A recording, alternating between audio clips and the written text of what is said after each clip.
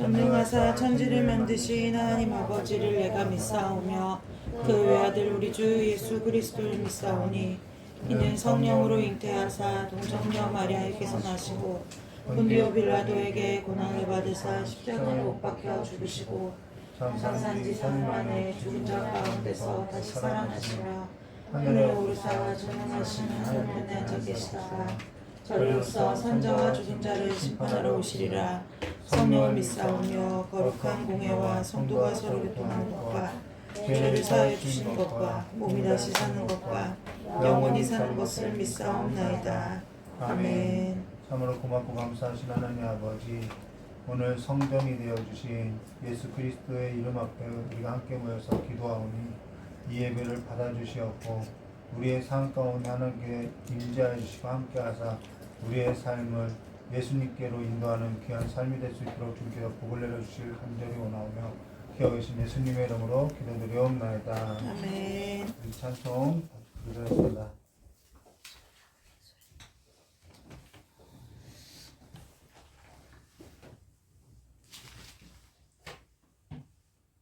찬송가 449장입니다.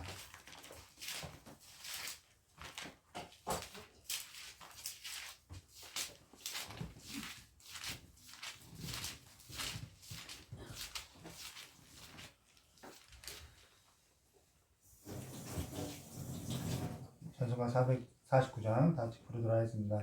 예수 따라가며 복음 순종하며 우리 행할 길 환하겠네.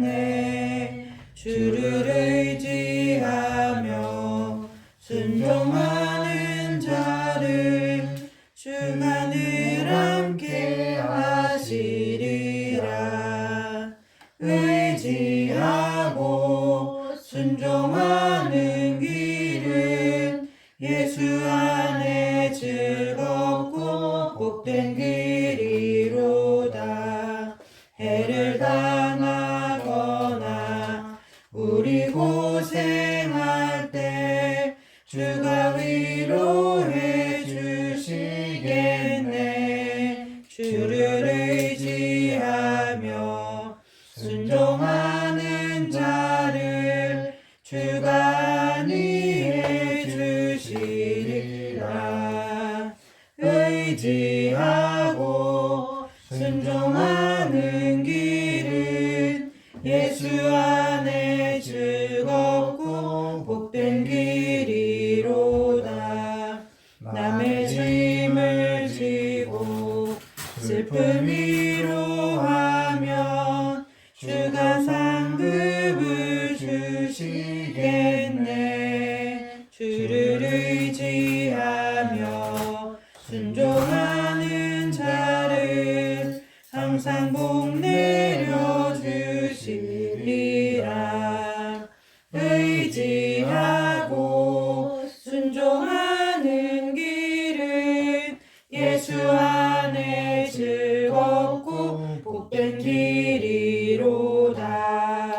우리 받은 것을 주께 다 드리면 우리 기쁨이 넘치겠네. 주를 의지하며 순종하는 자를 은혜 풍성케 하시리라. 의지하고 순종하는 길은 예수 안에 즐겁고 복된 길이로다. 주를 힘입어서 말씀 잘 배우고 주를 모시고 살아가세. 주를 의지하며 항상 순종하면 주가 사랑해 주시리라. 의지하고 순종하는 길은 예수 안에 즐겁고 복된 길이로다. 우리 오늘 함께 나눈 하나님 말씀 마태복음 마태복음 21장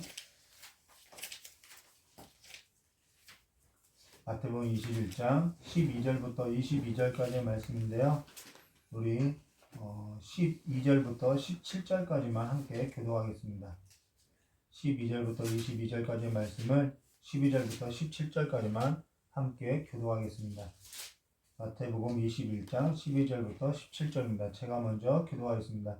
예수께서 성전에 들어가서 성전 안에 매매하는 모든 사람들을 내쫓으시며 돈 바꾸는 사람들의 상과 비둘기 파는 사람들의 의자를 둘러 엎으시고 그들에게 이르시되 기록된 바 내 집은 기도하는 집이라 일컬음을 하였거늘 너희는 강도의 소굴을 만드는도다 하시니라.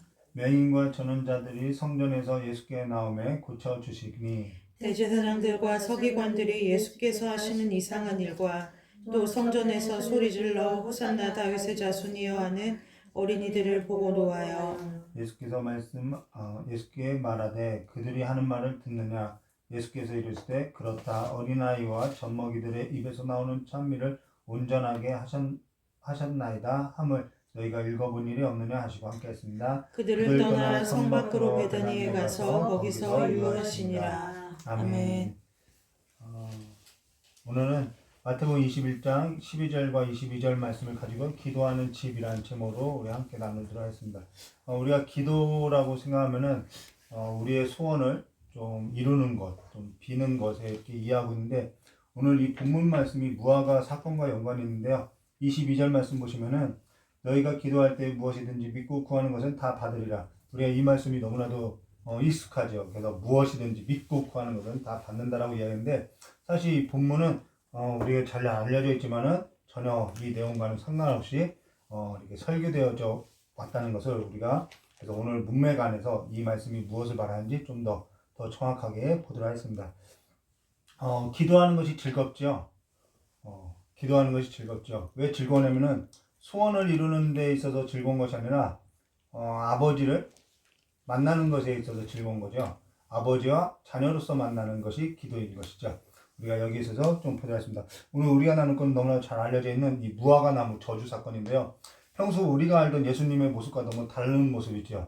과연 이럴 필요까지 있었을까 이런 의심이 들지요. 무화과 나무가 무슨 잘못이 있길래 때도 아닌 그 무화과 열매 맺지 못했다고 예수님은 무화과 나무를 저주했을까? 그로 인해서 여기에 있어서 자연스럽게 생각드는 것이 뭐냐면 아직 무화과 때도 아닌데 지금 예수님께서는 6월절 절기 이때가 6월절 절기로서 3월이고 4월인데 무화과 때는 6월인데 여름과일인데 아직 때가 아닌데 왜 저주했냐는 거예요. 단지 본인이 배고파서 시장에서 먹을 것이 없어서 화가 나서 저주했을까? 이렇게 생각할 수도 있다는 것이죠.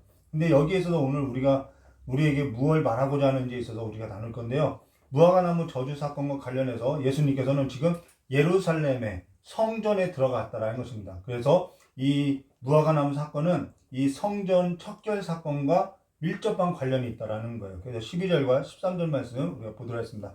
PPT 준비해 주시고요. 12절과 13절입니다. 예수께서 성전에 들어가서 성전 안에서 매매하는 모든 사람들을 내쫓으시며 돈 바꾸는 사람들의 상과 비둘기 파는 사람들의 의자를 둘러 엎으시고 그들에게 이르되 기록된 바 내 집은 기도하는 집이라 일컬음을 받으리라 하였거늘 너희가 강도의 소굴로 만드는도다 하시니라. 여기 예수님께서 뭐라 하시냐면 내 집은 기도하는 집이라는 거예요. 그리고 무화과나무 저주 사건 끝에 우리가 잠깐 앞서 나눴던 것처럼 22절에 너희가 기도할 때 무엇이든지 믿고 구하는 것은 다 받으리라 하시니라. 기도로 마친다라는 거예요. 기도로 시작해서 기도로 마치고 있다라는 거예요. 그만큼 이 두 사건은 매우 밀접한 관련이 있다라는 거예요. 기도를 중심으로 관련이 있다라는 것입니다. 근데 여기 성전 안에 매매하는 사람, 돈 바꾸는 사람도 있죠. 성전 안에 어떻게 해서 이들이 매매하는 사람이 있을까? 또 이 안에는 매매하는 사람과 성전 안에 또 돈 바꾸는 사람인데 성전 안에 어찌 매매하는 사람이 있느냐?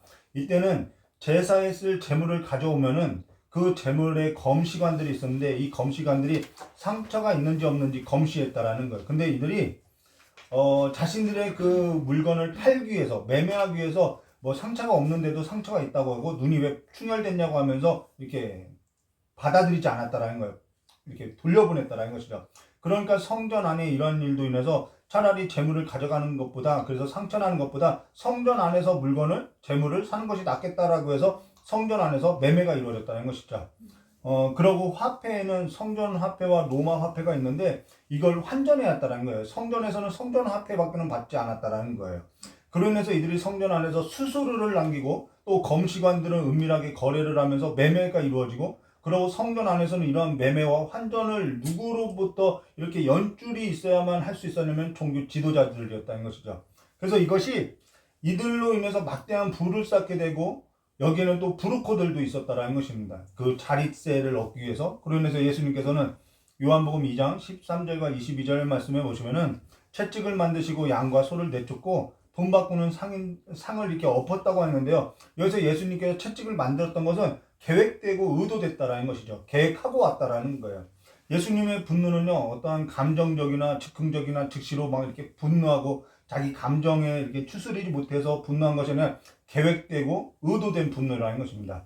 사실 저희 아내 같은 경우는 그러한데요. 제 아내가 어떠한 일에 있어서 즉각적으로, 즉시적으로 자기 기분대로 쏟지 않고 오래 참았다가 한번 훈계하려고 해도 다시 한번 참았다가 자기 감정을 삭히고 나서 이렇게 사실을 지적하면서 분노하는 일들이 있죠. 그걸 잘 알기 때문에 우리도 이렇게 한번 감정을, 저희 아내가 삭히는 일을 보면은 앞으로 조심해야겠구나 하면서 이렇게 행동을 바꾸기도 한다는 것입니다. 근데 예수님께서도 즉흥적인 분노를 하는 것이 아니에요. 오래 참아왔다가 의도하고 계획해서 분노한다는 것이죠. 그래서 그 계획하고 분노하는 것에 있어서는 빼박할 수 없다는 것입니다.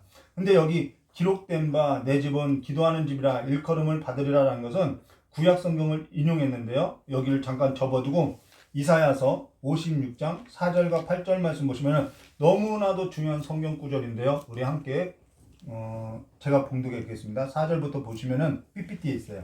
여호와께서 이와 같이 말씀하시기를 나의 안식일을 지키며 내가 기뻐하는 일을 선택하며, 우리의 삶에 있어서 선택은 매우 중요하죠. 하나님이 기뻐하는 일에 있어서 선택하며 나의 언약을 굳게 잡는 고자들에게, 여기 고자들이 나와요. 그러고 나서 내가 내 집에서, 그 고자들이 하나님의 집에 있다는 거예요. 내가 내 집에서, 내 성 안에서 아들이나 딸보다, 이 아들이나 딸이라는 것은 이스라엘 백성을 말해요. 나은 기념물과 이름을 그들에게 주며 영원한 이름을 주어 끊어지지 아니하게 할 것이며, 또 여호와와 연합하여 그를 섬기며 여호와 이름을 사랑하며 그의 종이 되며 안식일을 지켜 더럽히지 아니한 나의 언약을 굳게 지키는 이방인마다, 원래 연합은 이스라엘 백성에게 해당하는 것이지 이방인에게 해당하는 것이 아닌데 이방인과 연합하겠다라는 거예요. 그러면서 내가 곧 그들을 나의 성산으로 인도하여 기도하는 내 집에서, 이 이방인들을 기도하는 내 집에서 그들을 기쁘게 할 것이며 그들의 번제와 희생을 나의 제단에서 기꺼이 받게 되리니 이는 내 집은 만민이 기도하는 집이라 일컬음을 될 것이라. 이 본문이라는 거예요. 근데 사실 이 본문을 읽을 때마다 너무나도 감격이죠. 그 감격이 뭐냐면 어떻게 해서 이 고자가 성 안에 들어가고 이방인이 어떻게 성 안에 들어가냐는 거예요. 이건 불가능한 일이라는 거죠.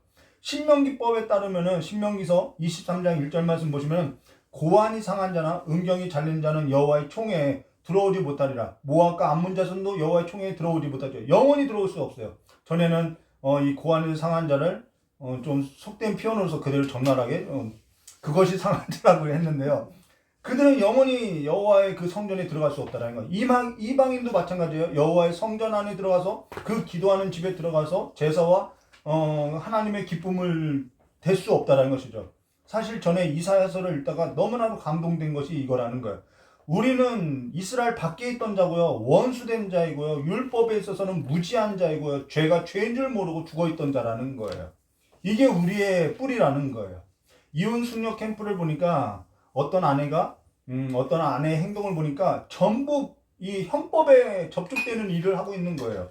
근데 이혼 숙녀 캠프를 나와서 법에 있어서 당신이 몰랐지만은 이 형법에 다 적용되는 것이다 라고 알려줬죠. 그래서 그 법이라는 것은 자기가 몰랐던 그 죄의 모습을 보여준다라는 것이죠. 우리도 마찬가지라는 것. 이 하나님의 말씀이 내가 전에 살던 그 죄에 있어서 내가 몰랐는데 그것을 비춰주게 된다는 것이죠. 영원히 저주 속에 갇혀 있었고 세상의 풍조를 따랐고 육체의 욕심을 따라 살았고 둘째 사망, 영원한 형벌, 마귀와 더러운 귀신들이 들어갈 그 예비된 장소에 갈 자였다라는 거예요. 근데 우리가 그 하나님 밖에 있던 우리가 어떻게 아버지 집에 거할 수 있었냐는 것이죠. 여기 중요한 단서가 여기에 나온다는 것입니다. 내 집은 만민이 기도하는 집이다라는 거예요. 근데 그 내 집은 만민이 기도하는 집이다라는 것에 풋노트가 있는데 이 일하고 풋노트가 있는데요. 좋은 성경 보면 이 풋노트가 있죠. 거길 보면은 내 집은 만민을 위하여 기도하는 집이다라고 되어 있어요.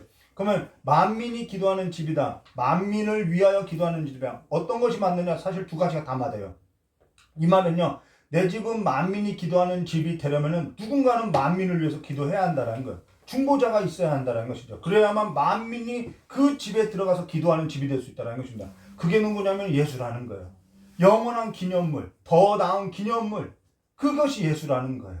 그래서 예수께서는 정말 성전인 거죠. 하나님이 거하시는 성전이라. 그래서 예수께서 하나님 자녀이던 이스라엘보다도 더 나은 기념물로 되어서 영원한 이름이 되어서 우리의 중보자가 되어서 예루살렘 성전보다 더 큰이라는 거예요.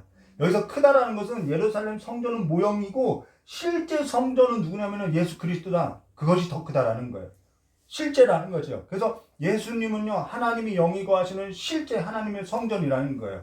이거는 우리에게 너무나도 중요한 거죠. 그 예수님께서 만민을 위해서 기도했고 그 만민 가운데서 우리가 있었고 만민이 예수 안에서 성전된 예수 안에서 아버지 집 안에서 기도하는 일로서 우리가 아버지를 만나고 있다는 거예요. 그래서 기도는 너무나도 중요한 일이 되는 것이죠. 그럼 여기 만민, 여기서 만민은 어떠한 자냐면은 이사야서 56장 4절과 8절에 있어서 7절까지만 봤는데요. 마저 8절을 보면은 만민이 누구냐면은 이스라엘의 쫓겨난 자를, 이스라엘에서 쫓겨난 자가 만민이라는 거예요. 이스라엘의 쫓겨난 자를 모으시는 주 여호와가 말하노라. 내가 이미 모은 백성 외에, 이미 모은 백성은 이 이스라엘을 말하는 거죠. 또 모아 그에게 속하게 하리라 하였느니라. 우리가 여기에 속한 자라는 거예요. 내가 이미 모은 백성 외에 또 모아 그에게 속하게 하리라는 거예요. 여기서 만민이라는 것은 이스라엘의 쫓겨난 자, 밖에 있는 자라는 거예요. 그래서 이스라엘의 쫓겨난 자를 모으시는 주라는 거죠. 그분이 우리를 이스라엘 안에 뒀다라는 것입니다. 우리는 원래 이스라엘 안에 들어갈 수 없는 자라는 거죠. 우리를 불러 모았다라는 것입니다. 그들이, 그러면은 여기서 만민, 우리 본문으로 다시 와서요. 그러면 여기서 쫓겨난 자들이 누구냐? 본문으로 다시 돌아오면요. 마태복음에 보면은 14절부터 17절이죠. 맹인과 저는 자들이 바로 쫓겨난 자라는 거예요. 이스라엘에서 쫓겨난 자들이 당시에는 맹인과 저는 자들이라는 것이죠. 맹인과 저는 자들이 성전에서 누구께 나와요? 예수께 나와요. 이 예수가 실제인 성전이라는 거예요. 예수께 나와 고쳐주시니 대제사장들과 서기관들이 예수께서 하시는 이상한 일과 또 성전에서 소리질러 호산나 다윗의 자손이 하는 어린아이들을 보고 노하여 예수께 말하되 그들이 하는 말을 듣느냐? 예수께서 이르되 그렇다. 어린아이와 젖먹이들의 입에서 나오는 찬미를 온전하게 하셨다 함을 너희가 읽어본 일이 없느냐 하시고 그들을 떠나 성 밖으로 베다니에 가서 거기서 유하시나. 지금 이 말은 무엇을 말하면 이 예루살렘 성전은 모형인데 지금 예수님의 그 성전의 실체를 보고 이러고 있다라는 거예요. 앞서 어린아이, 우리가 마태복음 강의할 때 앞서 어린아이라는 것은 어떤 의미냐면 깨끗하고 순진하고 겸손하다는 의미가 아니라 사회적 통념 속에서 어린아이라는 것은 굉장히 무가치한 자라는 거예요. 이것들 저것들 이름도 없이 그냥 불렀던 저리 가 이리 와 뭐 그런 무가치한 자, 대화 상대가 아닌 거지요.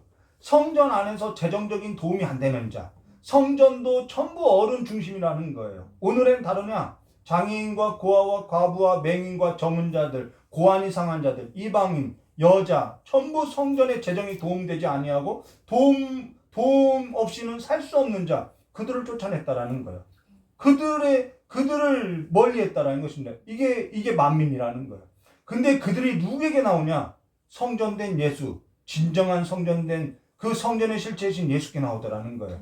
신앙이라는 것은 무엇을 신앙이라고 하냐면은 삶에 있어서 궁극적인 목적을 예수께 두고 살아가는 삶이 신앙이라는 거예요. 여기 성전을 중심으로 두고 이들은 예루살렘 겉으로 보이는 그 성전을 중심으로 두고 정한 자와 부정한 자를 나누는 그 기준이 뭐냐면은 앞서 바리새인들은 돈을 사랑한다라는 것은 이 바리새인들은 부자가 하나님께 복을 받았다는 그 인식, 그 사회적 통념으로 말미암아 그들은 상대적으로 벳세다, 베다냐, 감난산에 있는 그러한 사람들은 하나님께 저주받은 자야 하면서 내쫓아버렸다라는 거예요. 이 성전의 재정에 있어서 도움되지 않는 자들, 냄새나는 것들, 지저분한 것들, 아무 쓸모없는 것들, 어린아이와 같고 그런 사람들은 멀리했다라는 거예요. 그러면서 자기들은 하나님께 복을 받아서 깨끗하다고 하고 정결하다고 하고, 그래서 정한 것과 부정한 것을 구분하면서 돈을 쌓으며 부를 축적하면서 이것이 마치 하나님께서 복을 주신 것처럼 자기들은 누리면서 그 밖의 사람들은 다 이렇게 문을 높이고 멀리했다라는 것입니다. 오늘의 이런 모습은 없느냐? 오늘에도 있다라는 거예요. 입만 무성한 모습이죠. 겉만 치장한 모습이 가득하지요. 종교의 허세, 허영, 이런 거를 말하고 있다는 거죠. 자기 입맛대로 하나님을 섬기는 거죠. 어릴 때 여름 성경학교 때 한 학생이 있었는데 옷을 서로 바꿔서 이렇게 옆 사람과 짝꿍과 바꿔 입는 게임을 했는데, 한 학생이 낡은 옷을 입었는데 게임을 주도하는 선생님이 야, 그 낡은 옷을 입었던 그 학생에게 야, 이걸 어떻게 입혀 하면서 넌 옆에 가 있어라고 했던, 면박 줬던 일이 있었다라는 거예요. 이런 일이 요즘에는 없느냐? 좋은 옷을 입은 자에게 상석을 내어주는 일이 교회 안에 있다라는 거예요. 뭔가 교회 안에 뭔가 해놓으면 거리에 나가서 나팔을 부는 일, 이 집사님, 이 권사님, 이 장로님이 이렇게 했다라는 그 나팔을 부는 일들이 교회 안에도 여전히 있다라는 것이죠. 예배의 중심이 아버지의 뜻이 아니라 어른 중심이고 직분 중심이고, 더 나아가서 그들의 복을 빌어주는, 그들의 부를 쌓아주는 것이 마치 기독교인 것처럼 이야기하고 있다라는 거예요. 그게 신앙이냐는 것이죠. 그게 예수를 따르는 길이라는 거죠. 교회 안에 이런 탐욕이 가득하고 있다는 것입니다. 종교와 세상, 교회가 다른 것이 없지요. 비그리스도인이 얘기하는 것이나 그리스도인이 얘기하는 것과 뭐 별반 다르지 않아요. 진정한 찬미가 없어요. 경배가 없어요. 성전이라는 것은 뭘 말하냐면은, 그 성전의 중심에는 일찍 죽임당한 그 어린 양이 있고, 그 일찍 죽임당한 어린 양과 보좌에 앉으신 아버지를 그 중심에 두고 성령을 받은 자들이 그 아버지께서 행하신 그 일에 있어서 합당히 노래를 부르고 찬양하는 것이 예배라는 거예요. 성경 중심의 예배라는 것이죠. 여기 예수님께 나온 이들이 뭐라고 하냐면 호산나 다윗의 자손이요 경배하고 찬미하다라는 것입니다. 이제는 우리가 성전이 되었는데, 이 성전대 우리의 중심은 예수를 따르는 길이 있냐는 것이죠. 예수께서 그렇다 어린아이와 젖먹이든 입에서 나오는 찬미를 온전하게 하셨다 하며, 하나님께서 말씀하신 예언대로 쫓겨난 자들이 진정한 성전이 되어주신 예수님께 나와서 지금 경배하고 있다라는 거예요. 이게 성전이라는 것이죠. 이게 예배라는 거예요. 너무나도 분명하게 이렇게 그 선을 긋고 있다는 거죠. 성경은 아주 명확하게 선을 긋고 있다는 것입니다. 그러면서 성을 떠나서 베다니에 가서 유하시다가 이른 아침에 성으로 들어왔는데, 우리 19절 말씀 보시면 길가에서 한 무화과 나무를 보시고 그리로 가서 잎사귀밖에 아무것도 찾지 못하고 나무에게 이르시되 이제부터 영원토록 내가 열매를 맺지 못하리라 하시니 무화과 나무가 곧 마른지라는 거예요. 여기 예수님께서 보셨던 것은 뭐냐면 잎사귀라는 거예요. 잎사귀를 봤던 것은 어떠한 의미냐면은, 잎사귀가 저 무화과 나무에 잎사귀가 있네? 그러면 뭐가 있어야 하냐면 반드시 열매가 있어야 하는 거예요. 그럼 열매를 기대하고 왔다는 것이죠. 그래서 마태복음 24장 32절과 33절 말씀 보시면은 무화과 나무의 비유를 배우라. 그 가지가 연하여지고 잎사귀가 되면은 여름이 가까운 줄. 그러니까 잎사귀 하나면 여름이고 이건 여름과일이기 때문에 열매가 있게 된다라는 거예요.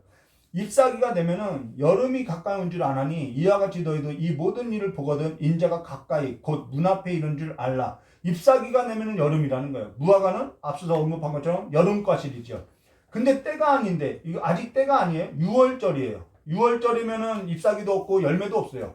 때가 아닌데 입만 무성한 거예요. 이게 무엇을 말하면 종교의 거칠에 번지르한 그 허세를 말하고 있다는 것입니다. 그걸 고발할 내용이라는 거예요. 그래서 이제부터 영원토록 내가 열매를 맺지 못하리라 하시니 무화과가 곧 마른지라. 이것은 입만 무성한 그 종교는 의미 없다라는 거예요. 왜 의미 없냐면은, 왜 이 무화과를 저주했냐면은 이건 종교를 저주한 거죠. 이와 같은 종교만, 잎사귀만 무성한 그 종교가 되면은 진정한 예수님께 나오는 그 일에 있어서 걸림이 된다라는 것이죠. 이들은 종교라는 그 이름을 가지고 자기 탐욕을 채우며 예수님께 나오는 그 사람마저도 무거운 짐을 지게 하고 그들마저도 예수님께 나아가지 못하게 하고 있다는 거예요. 열매가 없는데 입만 무성하는 거예요. 거칠에만 입만 무성하다는 것은 때도 아닌데 열매도 없는데 겉만 번지르하게 그럴듯하게 있는 척하고 있다는 것이죠. 그건요 예수님께 나가는 걸림돌이 된다는 것입니다. 그래서 저주했다는 것이죠. 자, 그러고 나서 20절 말씀 보도록 하겠습니다. 제자들이 보고 이상히 여겨 이르되 무화과 나무가 어찌 곧 말랐나이까. 21절과 22절에 예수께서 대답하여 이르시되 내가 진실로 너에게 이르노니 만일 너희가 믿음이 있고 의심하지 않으면 이 무화과 나무가 된 이런 일만 할 뿐 아니라 이 산더러 들려 바다에 던지라 하여도 될 것이라. 여기서 이 산은 어떠한 산이죠? 예루살렘을 말하는 거예요. 그러한 종교를 말하는 거예요. 22절에 너희가 기도할 때 무엇이든지 믿고 구하는 것은 다 받으리라 하시니라. 여기 이 산더러 들려 바다에 던지라라는 것은 어떠한 산을? 예루살렘 말하는 거예요. 바로 여기 너희가 그리고 그러한 종교적인 형태를 말하는 거죠. 자, 그리고 여기 너희가 기도할 때 무엇이든지 믿고 구하는 것은 다 받으리라 하시라라는 건 뭘 말하면은 욕심대로 구하는 얘기를 하는 것이 아니겠죠. 탐욕대로 구하는 걸 말하는 거죠. 지금 예루살렘 성전을 두고 그렇게 지금 문맥안에서 볼 때 그렇게 구하라는 것을 말하고 있는 것이 아니라는 것이죠. 기도라는 것은 뭘 기도라고 하냐면은 응답에 있는 것이 아니라, 물론 응답을 하셔요. 근데 응답에 있는 것이 아니라 하나님을 아버지로, 내 아버지로 만나게 되는 것이 기도라는 거예요. 예수 안에서 우리는 하나님을 아버지로 만나는 거예요. 이 산에서도 말라 저 산을 예배할 때가 온다. 영과 진리로 예배할 때 아버지께 예배할 때가 온다라는 거예요. 그게 기도라는 거예요. 응답이라는 것도 사실 그가 내 아버지라는 사실을 보고 만나고 경험하는 것이 응답이라는 것이죠. 그래서 만민이 기도하는 집이라는 것은 만민의 그 아버지 되심을 만난다라는 거예요. 그 길을 열어주는 삶이 바로 이 교회 공동체가 되어야 하는 것이죠.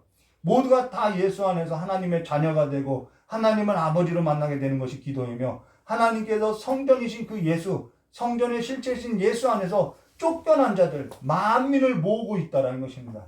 그로 인해서 우리가 가난한 자를 돌보는 것은 어떠한 그 박애나 인간적인 그 사랑에 어떠한 이념, 사상, 아니면 내가 내 본성상 사람 도와준 거 좋아하니까 난 도와준다. 거기에 있는 것이 아니라 내가 아버지께 은혜를 입었고 내가 예수 밖에 있던 자였고 나도 애굽에 있던 자였고 나도 죽었던 자였고 나도 도움 없이는 아버지 집에 거할 수 없던 자였기 때문에 그들의 삶에도 나도 함께 한다는 것을 보여주고 있다는 것입니다. 당신의 삶에 아직 하나님의 자비가 끊어지지 않았습니다. 하나님 아버지의 그 사랑이 끊어지지 않았습니다. 그걸 보여주기 위함이라는 것입니다. 우리도 도움 없이는 구원도 소망도 기쁨도 받을 수 없는 자였다는 것이죠. 그로 인해서 신앙이라는 것은요, 자기 뿌리를 아는 거예요. 내가 어디에 있었지? 그리고 또한 신앙이라는 것은요, 아버지께서 우리를 어디로 뿌리 내리게 했지? 그걸 아는 것이 신앙인 거예요. 거기로부터 열매가 저절로 맺는 것이죠. 이게 아니면요, 죽었다 다시 깨어나도요, 부모님 뱃속에 들어갔다 다시 태어나도요, 알 수 없는 일이라는 것입니다. 우리를 불러주시고 우리를 받아들이신 예수 안에서 아버지 하나님의 뜻을 따라서 살아가는 성도가 되시기를, 내 뿌리가 어디였고 이제는 내 뿌리가 어디에 내려져 있는지 기억하고 살아가는 주의 백성이 되시기를 주님의 이름으로 축원합니다. 같이 기도하도록 하겠습니다. 좋으신 하나님 아버지, 기도하는 그 시간, 또 이렇게 예배하는 시간, 아버지를 만나고 아버지를 기억하고 우리의 삶의 뿌리가 어디고 이제는 우리가 어디 안에서 살아가는지 기억하는, 그래서 우리의 삶이 날마다 아버지의 집에서 누리는 기쁨이 충만한 삶이 될 수 있도록 복을 내려주시었고, 오늘도 또한 어떠한 삶을 살든지 주님과 함께 살아가는, 영원토록 함께 살아가는 그 삶의 기쁨이 충만한 복으로서 함께 해주시길 간절히 원하오며 기도하신 예수님의 이름으로 기도드리옵나이다. 우리 주님 가르쳐주신 기도로서 예배 마치도록 하겠습니다. 하늘에 계신 우리 아버지여, 이름이 거룩하게 여김을 받으시며 나라의 마옵시며 뜻이 하늘에서 이루어진 것 같이 땅에서도 이루어지리이다. 오늘 우리에게 일용할 양식을 주옵시고 우리가 우리에게 죄진 자를 사하여 준 것 같이 우리 죄를 사하여 주옵시고 우리 시험에 들게 하지 마옵시며 다만 악에서 구하옵소서. 대개 나라와 권세와 영광이 아버지께 영원히 있사옵나이다. 아멘. 감사합니다.